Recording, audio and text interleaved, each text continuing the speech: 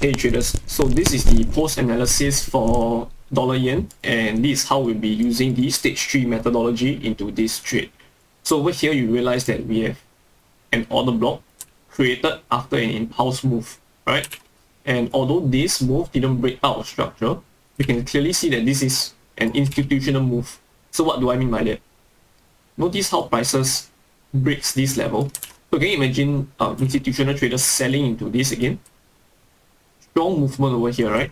Strong sells into strong buys. So this was a manipulation, causing traders to sell over here. Can you see this is a clear breakdown retest where traders wants to sell and we aim for previous low over here, which clearly didn't happen, right?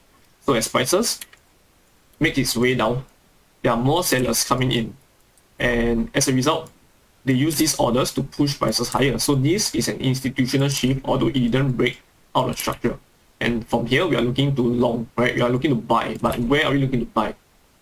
Over here. So why this level? This is an order block created after an impulse. You can clearly see this wick didn't touch this demand zone.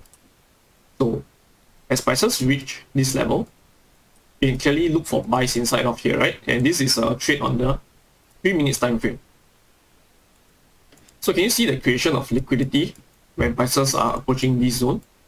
These are lows created for orders to be taken out, lows created, orders to be taken out, lows created, and over here, accumulation level, lows created to be taken out, lows created to be taken out, and over here we have a institutional shift.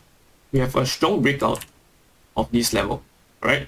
So this was the first buy area that didn't got tapped into. So as prices breaks this level, we're looking to buy over here.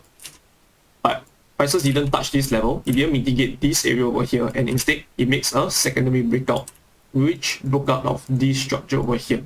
You can see this broke structure, right? And taps into this zone. So this taps into this, right? And over here we are looking for a pullback. So over here, as prices makes its way down, we understand that there are certain levels over here as well as here. There are two levels that we can long from, here or here. But we are interested in the lower zone because this minor structure may be used as a potential liquidation area. Means that it traps people who are buying off here. You can see as prices taps into this level, it formed this sort of a move, a 3-bar reversal, bullish engulfing, or like pin bar and whatsoever, right? So the idea here is that if prices do not turn from, if prices turn from here, then we will miss the trade. But if our analysis is right, this will serve as a liquidation level, which it clearly did. You can clearly see equal lows taken out, lows created, taken out, breakout, retest, buyers trying to buy inside here, got taken out, and eventually we set a buy limit order inside here. Stop loss we placed below this level, and you can see we clearly made a strong move up, right, into eventually this zone over here. So we caught, we take out the entry or take profit area at about 108.98, about, if I'm not wrong, it's about here.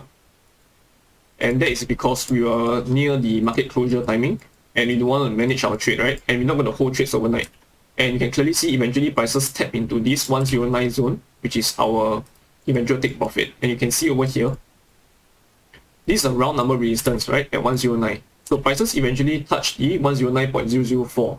And as you approach the round number, you will always want to have a take profit that is more conservative, right below the round number resistance or support. So in this case, 108.99 would be the best exit price.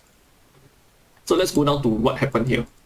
So can you see that there are potential, we can have potential buys of this area, and even here, because as prices makes this move, you're not sure whether this demand zone is going to bring you to higher prices, right? But you can see it broke this structure over here. And your secondary entry could be at this demand zone that just got mitigated over here. So even if you don't enter here, you can enter over here. And in fact, if you enter over here, you can have a better risk to reward, because this is a break of structure that leaves a demand zone over here. And as prices touches this level, you can have your stop loss below this demand zone. But because we entered at this level over here, we place a buy limit over here, we have our stop loss at this level is because you can see that we have a trend line over here. So this trend line may serve as a liquidation area where prices wants to bounce off, tap into this supply, give us a down move. Then you can imagine people are trying to buy here, right? And eventually goes down to liquidate the last levels over here before moving out. And that is why this area hasn't got mitigated yet. And this serves as a potential mitigation level. And that is why our stop loss is underneath this area for a secondary buy. But there are many ways you can manage your trade. So what you could have done, or for traders who are aggressive enough, is to buy over here with buy limits over here, stop loss below this level. And if prices did really come back up to this supply level and breaks down, you can buy here again since this got stopped out, right? And this depends on your risk appetite. If you are able to buy here on a secondary move again, then go for it, because can you imagine your risk to reward over here?